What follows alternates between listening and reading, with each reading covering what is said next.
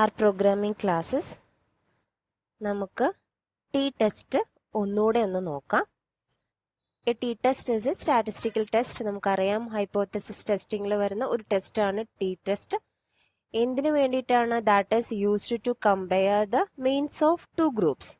It is often used in hypothesis testing to determine whether a process or treatment actually has an effect on the population of interest or whether two groups are different from one another. ഒന്നുകിൽ നമ്മൾ പോപ്പുലേഷനും അതിൻ്റെ ഒരു സാമ്പിളും തമ്മിലുള്ള എന്തെങ്കിലും ഒരു connection claim ചെയ്യാൻ വേണ്ടിയിട്ട് അതിലെന്തെങ്കിലും എഫക്റ്റ് വരുന്നുണ്ടോ എന്ന് ചെക്ക് ചെയ്യാം, അല്ലെങ്കിൽ രണ്ട് ഗ്രൂപ്പ്സ് തമ്മിൽ എന്തെങ്കിലും ഒരു എഫക്റ്റ് വരുന്നുണ്ടോ എന്ന് ചെക്ക് ചെയ്യാൻ വേണ്ടിയിട്ട് നമ്മൾ ടി ടെസ്റ്റ് യൂസ് ചെയ്യും. സെഡ് ടെസ്റ്റും അങ്ങനെ തന്നെയാണ്. അത് greater than or equal to 30 ആവുമ്പോഴാണ് നമ്മൾ ആ ടെസ്റ്റ് പ്രിഫർ ചെയ്യുന്നത്. ഇവിടെ നമ്മൾ അല്ലാത്ത കേസിലാണ് നമ്മൾ ടി ടെസ്റ്റ് പ്രിഫർ ചെയ്യുന്നത്. അപ്പോൾ അതിൻ്റെ ഒരു സ്റ്റെപ്സ് നോക്കുകയാണെങ്കിൽ നമ്മൾ ഫസ്റ്റ് ചെയ്യുന്നത് ആൽഫ ലെവൽ ഡിറ്റർമൈൻ ചെയ്യാം. നമ്മൾ അന്ന് പറഞ്ഞ പോലെ, നമ്മൾ സെഡ് ടെസ്റ്റിലൊക്കെ പറഞ്ഞ പോലെ 0.5%, 0.025% അങ്ങനെ ആൽഫ ലെവലിനെ ആദ്യം ഡിറ്റർമൈൻ ചെയ്യാം. ഇവിടെ നമ്മൾ സാമ്പിൾ സൈസിനെ 1 വെച്ച് സബ്സ്ട്രാക്ട് ചെയ്തിട്ട് അതിനെയാണ് നമ്മൾ ഡിഗ്രി ഓഫ് ഫ്രീഡം എന്ന് പറയുന്നത്. ഈ ഡി എഫ് നമ്മൾ ടി ഡിസ്ട്രിബ്യൂഷൻ ടേബിൾ വാല്യൂ എടുക്കുന്നതിൽ നമ്മൾ യൂസ് ചെയ്യുന്നുണ്ട്. അപ്പോൾ നമ്മൾ ആദ്യം ആൽഫ ലെവൽ കണ്ടുപിടിച്ചു, സാമ്പിൾ സൈസിൽ നിന്ന് മൈനസ് ചെയ്തിട്ട് ഡിഗ്രി ഓഫ് ഫ്രീഡം കണ്ടുപിടിച്ചു. എന്നിട്ട് നമ്മളിനി നമുക്കറിയാം 1 tailed ഉണ്ട്, 2 tailed ഉണ്ട്. അത് ഏതാണ് നമ്മൾ ഡിസൈഡ് ചെയ്ത് കഴിഞ്ഞാൽ നമുക്ക് 1 tailed ടി ഡിസ്ട്രിബ്യൂഷൻ ടേബിൾ ഉണ്ട്, 2 tailed ടി ഡിസ്ട്രിബ്യൂഷൻ ടേബിൾ ഉണ്ട്. അതിന്റെ ബേസിൽ നമ്മൾ അത് സെലക്ട് ചെയ്ത് വെക്കും ഏത് ടേബിളാണ് എടുക്കേണ്ടതെന്ന്. എന്നിട്ട് ഈ ഡിഗ്രി ഓഫ് ഫ്രീഡവും നമ്മുടെ ആൽഫ വാല്യൂ ഒക്കെ ബേസ് ചെയ്തിട്ട് നമ്മൾ ആ ഒരു ക്രിട്ടിക്കൽ വാല്യൂ കണ്ടുപിടിക്കും, ടി ക്രിട്ടിക്കൽ വാല്യൂ കണ്ടുപിടിക്കും. ഓക്കെ, അതിനുശേഷം ആണ് നമ്മൾ ആ ടി ക്രിട്ടിക്കൽ വാല്യൂവിന്റെ ബേസ് ചെയ്തിട്ടാണ് നമ്മൾ എന്ത് ചെയ്യുന്നത്, നമ്മൾ ഡിസിഷൻ ക്രൈറ്റീരിയ വരുന്നത്. നമ്മൾ ഒരു ഡിഗ്രി ഓഫ് ഫ്രീഡവും നമ്മൾ ആ ഒരു ആൽഫ ലെവലും ബേസ് ചെയ്തിട്ട് നമുക്കൊരു ക്രിട്ടിക്കൽ വാല്യൂ കിട്ടും. എക്സാമ്പിൾ വെച്ച് നോക്കാം. അതിന്റെ ബേസിൽ ആണ് നമ്മൾ നമ്മുടെ ഡിസിഷനിലേക്ക് പോകുന്നത്. അതിന്റെ ക്രൈറ്റീരിയ എങ്ങനെയാണ്? Reject the null hypothesis if test statistics. നമ്മൾ ടിയുടെ വാല്യൂ കണ്ടുപിടിക്കാനുള്ള ഒരു ഇക്വേഷൻ ഉണ്ട്. അത് greater than T critical value ആണെങ്കിൽ, റൈറ്റ് ടൈൽഡ് ഹൈപ്പോത്തസിസ് ആണെങ്കിൽ greater than T critical value ആണെങ്കിൽ റിജക്ട് ദ നൾ ഹൈപ്പോത്തസിസ്, അല്ലെങ്കിൽ ആക്സെപ്റ്റ് ദ നൾ ഹൈപ്പോത്തസിസ്. ഇനി നമ്മുടേത് ലെഫ്റ്റ് ടൈൽഡ് ആണെങ്കിൽ if the T statistics is less than T critical value, അങ്ങനെയാണെങ്കിൽ നമ്മൾ null hypothesis reject ചെയ്യും. ഇനി 2 tailed ആണെങ്കിൽ reject the null hypothesis if the test statistics does not lie in the acceptance region. നമ്മളൊരു region കണ്ടുപിടിക്കും, ആ റീജിയനിലാണോ test statistics ലൈ ചെയ്യുന്നത്, അതിന്റെ ബേസിൽ നമ്മൾ നൾ ഹൈപ്പോത്തസിസ് ആക്സെപ്റ്റ് ചെയ്യണോ റിജക്ട് ചെയ്യണോ എന്ന് തീരുമാനിക്കും. അതാണ് ടി ടെസ്റ്റിന്റെ ഡിസിഷൻ ക്രൈറ്റീരിയ എന്ന് പറയുന്നത്. നമുക്കൊന്നുകൂടെ നോക്കാം. The t-test is used to determine if there is a significant difference between the means of two groups. T-test used for hypothesis testing to determine whether a process has an effect on both samples or if the groups are different from each other. നേരത്തെ പറഞ്ഞ കാര്യം തന്നെയാണ്. Basically, the t-test allows the comparison of the mean of two sets of data and the determination if the two sets are derived from the same population. ഒരു population രണ്ട് means വന്നു കഴിഞ്ഞാൽ അതിന്റെ comparison ആണ് നമ്മൾ മെയിൻ ആയിട്ട് T ടെസ്റ്റിൽ ചെയ്യുന്നത്. After the null and alternative hypothesis are established, T test formulas are used to calculate values that are then compared with the standard values. നമ്മൾ നൾ ഹൈപ്പോത്തസിസും ഓൾട്ടർനേറ്റീവ് ഹൈപ്പോത്തസിസും നമ്മൾ കണ്ടുപിടിക്കും. അഥവാ മീൻ ഈക്വൽ ആണോ ലെസ് ദാൻ ആണോ ഗ്രേറ്റർ ആണോ എന്നുള്ള രീതിയിൽ കണ്ടുപിടിച്ചിട്ട് അതിനുശേഷം ഫോർമുല ഫൈൻഡ് ചെയ്തിട്ട് ക്രിട്ടിക്കൽ വാല്യൂ ആയിട്ട് അഥവാ സ്റ്റാൻഡേർഡ് വാല്യൂസ് ആയിട്ട് നമ്മൾ കമ്പയർ ചെയ്യും. അപ്പൊ എങ്ങനെയാണ് കമ്പയർ ചെയ്തിട്ട് നമ്മൾ എന്താ നോക്കുന്നത്? The null hypothesis is either rejected or accepted. Okay, ഞാനിത് നൾ ഹൈപ്പോത്തസിസും ഓൾട്ടർനേറ്റീവ് ഹൈപ്പോത്തസിസും ഒക്കെ ഡീറ്റെയിൽ ആയിട്ട് പറയാത്തത് നമ്മൾ സെഡ് ടെസ്റ്റിലും പ്രീവിയസ് ആയിട്ടുള്ള ടി ടെസ്റ്റിലും ഡീറ്റെയിൽ ആയിട്ട് നോക്കിയിട്ടുണ്ട്. അതും കൂടെ റെഫർ ചെയ്യാൻ നോക്കുക നിങ്ങൾ. Okay, if t-test is similar to other tests like the z-test and the f-test, except that the t-test is usually performed in case of where the sample size is small sample size small ആവുമ്പോൾ മാത്രമാണ് നമ്മൾ T test prefer ചെയ്യുന്നത്. അല്ലാതെ നോക്കുമ്പോൾ നമ്മുടെ Z ടെസ്റ്റും F ടെസ്റ്റും ഒക്കെ പോലെ തന്നെയാണ് ഈ ടി ടെസ്റ്റും ഉള്ളത്. ഓക്കെ, സെഡ് ടെസ്റ്റ് നമ്മൾ പറഞ്ഞു sample size is greater than or equal to 30 ആവുമ്പോഴാണ് നമ്മൾ എന്ത് ചെയ്യുന്നത്, ആ സെഡ് ടെസ്റ്റ് പ്രിഫർ ചെയ്യുന്നത്. ലെസ് ദാൻ ആകുമ്പോൾ നമ്മൾ ടി ടെസ്റ്റിലേക്ക് പോകും. അഥവാ നമ്മൾ ഡിഗ്രി ഓഫ് ഫ്രീഡം ആ സാമ്പിൾ സൈസ് വെച്ചിട്ടാണ് നമ്മൾ ടേബിളിൽ വരുന്നത്. 1 സാമ്പിൾ ടി ടെസ്റ്റ് ഉണ്ട്, 2 സാമ്പിൾ ടി ടെസ്റ്റ് ഉണ്ട്. 1 സാമ്പിളിൽ X bar minus mu divided by S by √n ആണ് ഇക്വേഷൻ. എക്സ് ബാർ എന്ന് പറയുമ്പോൾ observed mean of the sample. നമ്മൾ ഇനി എന്താണ് അസ്യൂം ചെയ്തിട്ട് അതിലേക്ക് എത്തുണ്ടോ നോക്കാനല്ലേ നമ്മൾ പോകുന്നത്. അതാണ് മ്യൂ അസ്യൂംഡ് മീൻ. സ്റ്റാൻഡേർഡ് ഡീവിയേഷൻ ആണ് എസ്, എൻ സാമ്പിൾ സൈസ്. ഇനി 2 സാമ്പിൾ ആണെങ്കിൽ ആ 2 സാമ്പിളിന്റെയും സ്റ്റാൻഡേർഡ് ഡീവിയേഷൻ എടുക്കുന്നുണ്ട്. 2 സാമ്പിളിന്റെ മീനുകളാണ് നമ്മൾ കമ്പയർ ചെയ്യുന്നത്. ഫസ്റ്റ് സാമ്പിളിന്റെ ഒബ്സർവ്ഡ് മീൻ, സെക്കൻഡ് സാമ്പിളിന്റെ ഒബ്സർവ്ഡ് മീൻ അഥവാ x1 bar minus x2 bar divided by root of s1 square standard deviation of the first sample divided by n1 sample size of the first sample plus s2 square divided by n2. ഇതെല്ലാം second സാമ്പിളിന്റെ standard ഡീവിയേഷനും സൈസും. അങ്ങനെയാണ് നമുക്ക് T value നമ്മൾ ഈ calculate ചെയ്യുക. നമ്മൾ 1 sample T ടെസ്റ്റിലേക്കാണോ 2 sample T ടെസ്റ്റിലേക്കാണോ അതിനനുസരിച്ച് equation use ചെയ്തിട്ട് നമ്മൾ വാല്യൂ കണ്ടുപിടിക്കുന്നു. ഓക്കെ, നമ്മൾ നേരത്തെ പറഞ്ഞു നമുക്ക് ആദ്യം സിഗ്നിഫിക്കൻസ് ലെവൽ കണ്ടുപിടിക്കണം, ടി വാല്യൂ കണ്ടുപിടിക്കണം, കമ്പയർ ചെയ്യണം, വാല്യൂ കാൽക്കുലേറ്റ് ചെയ്യണം. അപ്പൊ അതൊക്കെ നമുക്കൊരു എക്സാമ്പിൾ വെച്ച് നോക്കാം. നമ്മൾക്ക് ഒരു സ്റ്റുഡന്റ് ഉണ്ട്, ഒരു സ്കോർ ഉണ്ട്. ഇതാണ് അതിന്റെ ഡാറ്റ, ഞാൻ ഇവിടെ നിന്ന് കൊടുത്തതാണ്. അതിന്റെ ബേസിൽ നമ്മൾ ടി ടെസ്റ്റ് ചെയ്യാൻ പോവാണ്. ഫസ്റ്റ് തന്നെ പറഞ്ഞു സിഗ്നിഫിക്കൻസ് ലെവല് നമ്മൾ പ്രോബബ്ലി എപ്പോഴും നമ്മൾ 0.05 ആയിരിക്കും അധികം ആൽഫ നമ്മൾ സെലക്ട് ചെയ്യുക. എന്നിട്ട് എത്രയാണ് number of sample values, 12 values ആണ്. ഇവിടെ 12 വാല്യൂസ് ആണ് ഉള്ളത്. അപ്പൊ 12 വാല്യൂസിന്റെ മീൻ വാല്യൂ, ഇതിന്റെ മീൻ വാല്യൂ നമ്മൾ കണ്ടുപിടിച്ചു. അത് 32.33 ആണ്. ഇതിന്റെ എസ് സ്റ്റാൻഡേർഡ് ഡീവിയേഷൻ 5.47 ആണ്. 1 സാമ്പിൾ ടി ടെസ്റ്റ് ആണ് നമ്മൾ യൂസ് ചെയ്യുന്നത്. അപ്പൊ നമ്മൾ അതിന് വേണ്ടിയിട്ടുള്ള ആദ്യം standard deviation divided by √n ഇവിടെ നിന്ന് കണ്ടു. ഓക്കെ, അതിനുശേഷം എക്സ് ബാർ മൈനസ് മ്യൂ. അപ്പൊ നമ്മുടെ സ്റ്റാൻഡേർഡ് ഡീവിയേഷൻ ഇതാണ് 32.33. ഇനി നമ്മൾ 28ലേക്കാണ് നമ്മൾ നോക്കുന്നത്. 28ന്റെ ബേസ് ചെയ്തിട്ടാണ് നമ്മൾ കമ്പാരിസൺ, നമ്മൾ ഹൈപ്പോത്തസിസിലേക്ക് എത്തുണ്ടോ. 28 ആണ് നമ്മൾ അസ്യൂം ചെയ്തിരിക്കുന്ന മീന്. ഇതിപ്പോ നമ്മൾ കണ്ടുപിടിച്ച 1.58 നമ്മുടെ ഇക്വേഷന്റെ ഡിനോമിനേറ്ററിൽ വരുന്നത്. അങ്ങനെ നോക്കുമ്പോൾ നമ്മുടെ വാല്യൂ എന്താണ്, 2.75. ഓക്കെ, 2.75 ടി വാല്യൂ കിട്ടി. നമ്മുടെ ഡിഗ്രി ഓഫ് ഫ്രീഡം എത്രയാണ്, n 12 ആണ്. 12 മൈനസ് 1 11.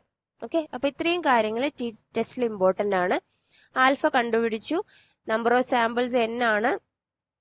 അതിന്റെ അതിന്റെ വാല്യൂ ബേസ് ചെയ്തിട്ട് മീൻ കണ്ടുപിടിച്ചു, അതിന്റെ സ്റ്റാൻഡേർഡ് ഡീവിയേഷൻ കണ്ടുപിടിച്ചു. അസ്യൂംഡ് മീൻ നമുക്കറിയാം, ഇക്വേഷനിലേക്ക് അപ്ലൈ ചെയ്തു, ടി വാല്യൂ കണ്ടുപിടിച്ചു. ഡിഗ്രി ഓഫ് ഫ്രീഡം n-1 ആണ്, 11 കണ്ടുപിടിച്ചു.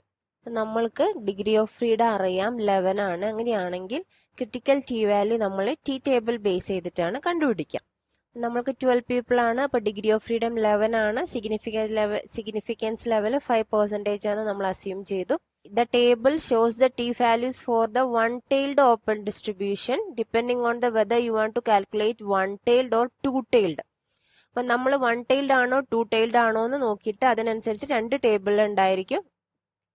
അങ്ങനെയാണെങ്കിൽ നമ്മൾ ഒന്നുകിൽ നമ്മൾ 0.95 എന്ന് വാല്യൂ എടുക്കാം, അല്ലെങ്കിൽ 0.975 എന്ന് എടുക്കാം. ഡയറക്ഷണൽ നോൺ ഡയറക്ഷണൽ എന്ന് പറഞ്ഞാൽ ഡയറക്ഷണൽ വരുമ്പോൾ നമ്മൾക്കൊരു അസ്യൂംഡ് മീൻ ഉണ്ടാവുമല്ലോ, അത് ഗ്രേറ്റർ ദാൻ ആണോ ഡിക്രീസിങ് ആണോ ഇൻക്രീസിങ് ആണോ എന്നാണ് നമ്മൾ നോക്കുന്നത്.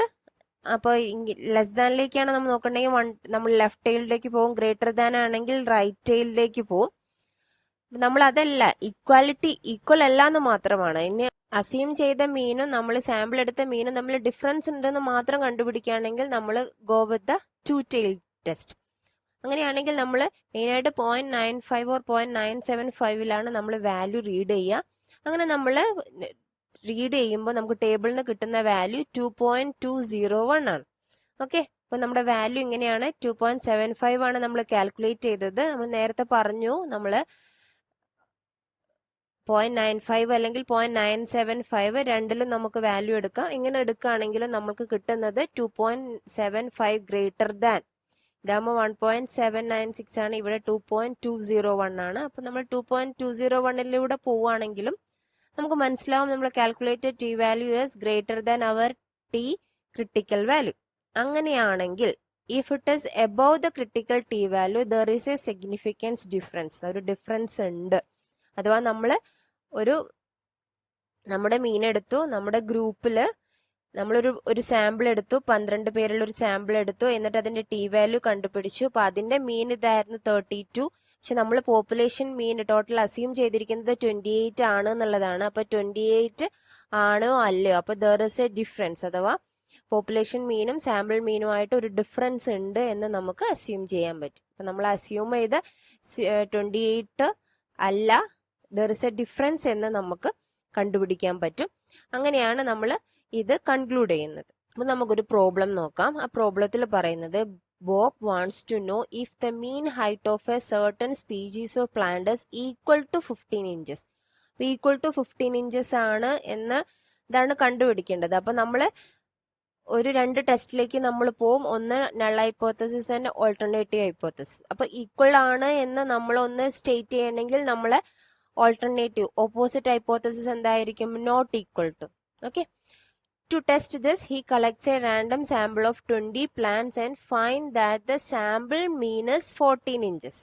15 ഇഞ്ചസിലേക്കാണ് നോക്കേണ്ടത്. പക്ഷെ ഇപ്പൊ ഒരു ഗ്രൂപ്പ് എടുത്ത് സാമ്പിൾ എടുത്തപ്പോൾ അത് 14 ഇഞ്ചസ് ആണ്, with standard deviation 3 inches. Okay, നമ്മൾ ആൽഫ ലെവൽ 0.05 ആണ് എടുക്കാൻ പോകുന്നത്. അങ്ങനെയാണെങ്കിൽ 15 ഇഞ്ചസിലേക്ക് അത് എത്തോ എത്തില്ലേ എന്നാണ് നമ്മൾക്ക് കണ്ടുപിടിക്കേണ്ടത്. ഓക്കെ, നമുക്ക് അറിയേണ്ടത്, നമുക്ക് മീൻസ് ബോബിന് അറിയേണ്ടത്. അപ്പൊ നമ്മൾ ആദ്യം തന്നെ കണ്ടുപിടിക്കേണ്ടത് സെറ്റ് ടെസ്റ്റിലേക്ക് പോലെ നൾ ഹൈപ്പോത്തസിസും ഓൾട്ടർനേറ്റീവ് ഹൈപ്പോത്തസിസും ഫൈൻഡ് ചെയ്യാം. നൾ ഹൈപ്പോത്തസിസ് നമ്മൾ പറയുന്നു മ്യൂ ഈക്വൽ ടു 15. ഓക്കെ, പക്ഷേ ഇയാൾക്ക് അപ്പൊ നമുക്കൊരു ആൾട്ടർനേറ്റീവ് ഹൈപ്പോത്തസിസ് എന്താണ്? നോട്ട് ഈക്വൽ ടു 15 ആണ് എന്നും കൂടെ നമ്മൾ സ്റ്റേറ്റ് ചെയ്തു. ഈക്വൽ ടു 15 ആവാന്നുള്ളതിലേക്ക് പോവാണ്. അതിന്റെ ആൾട്ടർനേറ്റീവ് ആയിട്ട് മ്യൂ നോട്ട് ഈക്വൽ ടു 15. അതിന്റെ ബേസിൽ നമ്മൾ ടി വാല്യൂ കാൽക്കുലേറ്റ് ചെയ്യാണ്. 14 ആണ് നമ്മുടെ സാമ്പിൾ മീൻ, 15 ആണ് നമ്മുടെ assumed mean. 14 minus 15 divided by 3 is the standard deviation, 20 is our sample size. നമ്മുടെ ഇക്വേഷനിലേക്ക് അപ്ലൈ ചെയ്യുമ്പോൾ നമുക്ക് -1.49 കിട്ടും. ക്ലിയർ?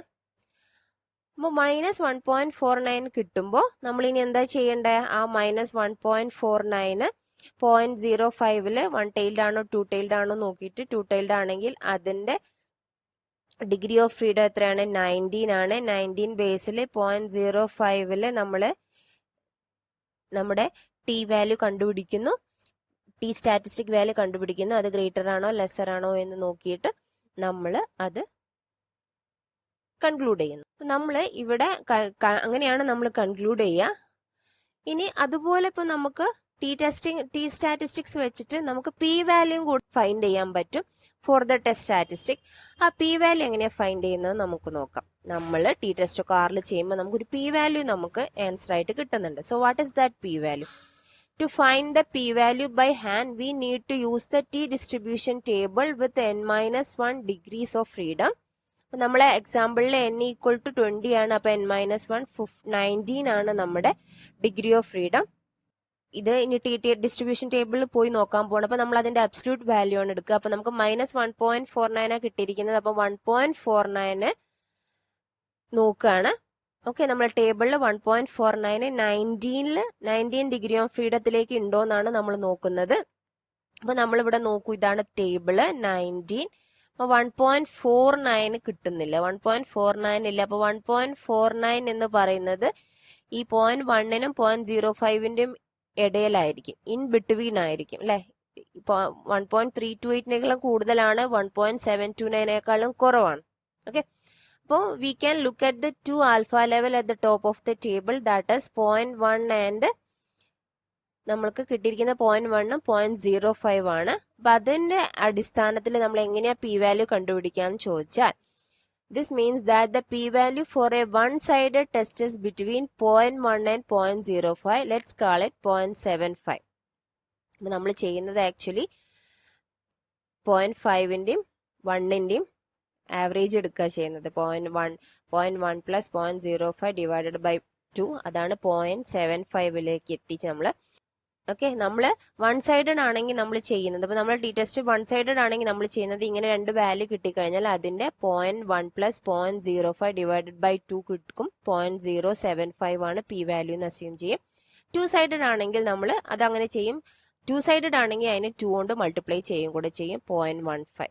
ഓക്കെ, ആ രീതിയിലാണ് നമ്മൾ പി വാല്യൂ കണ്ടുപിടിക്കുക. ആ പി വാല്യൂന്റെ ബേസിലും നമ്മൾക്ക് പിയും നമ്മളെടുത്ത ആൽഫയുടെ value greater than or less than mean ചെയ്തിട്ട് നമുക്ക് നൾ ഹൈപ്പോത്തസിസ് റിജക്ട് ചെയ്യണോ ആക്സെപ്റ്റ് ചെയ്യണോ എന്ന് തീരുമാനിക്കാം. അപ്പൊ അങ്ങനെയാണ് ഒരു ടി ടെസ്റ്റിന്റെ ഏകദേശ കാര്യങ്ങളാണ് ഇപ്പൊ ഇവിടെ പറഞ്ഞിരിക്കുന്നത്. അപ്പൊ നമ്മൾ പിന്നെ ഇതിന്റെ ആറിലുള്ള കാര്യങ്ങളൊക്കെ നമ്മൾ പ്രീവിയസ് വീഡിയോയിൽ നോക്കിയിട്ടുണ്ട്. അപ്പൊ ഞാൻ അതിവിടെ റിപ്പീറ്റ് ചെയ്യുന്നില്ല. അപ്പൊ അതില് ടി ടെസ്റ്റ് എന്ന് പറഞ്ഞ ഒരു ഫംഗ്ഷൻ യൂസ് ചെയ്തിട്ട് വാല്യൂസ് പാസ് ചെയ്യുക. അതിൽ ടു സൈഡഡ് ആണോ ലെഫ്റ്റ് ടൈൽഡ് ആണോ റൈറ്റ് ടൈൽഡ് ആണോ എന്ന് പറഞ്ഞു കൊടുക്കുക. നമ്മുടെ അസ്യൂംഡ് മീനും ആവശ്യമുള്ള എല്ലാ ഡീറ്റെയിൽസും അവിടെ കൊടുക്കുക.